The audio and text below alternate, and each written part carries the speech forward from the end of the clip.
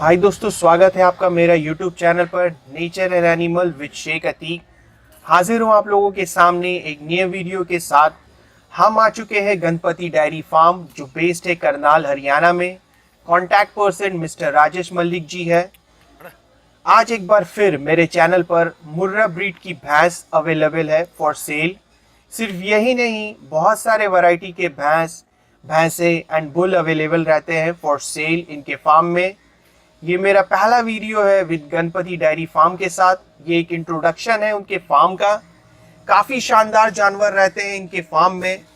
Buffalo supplier है all over India में। Transport all the time available है इनके फार्म में। वीडियो में जो आप बफलो देख रहे हैं ये मुर्रा ब्रीड की है। अच्छा मेंटेनेंस और अच्छा खान पान में रखा गया है। मिल्क के मामले में भी काफ़ी ज़बरदस्त है। 16 kg मिल्क पर डे ये अभी दे रही है।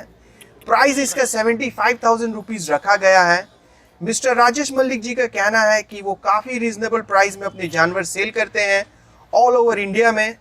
अब इस प्राइस में वो कितना नेगोशिएबल कर सकते हैं, आप खुद उनके नंबर पे कांटेक्ट करके मालूम कर सकते हैं।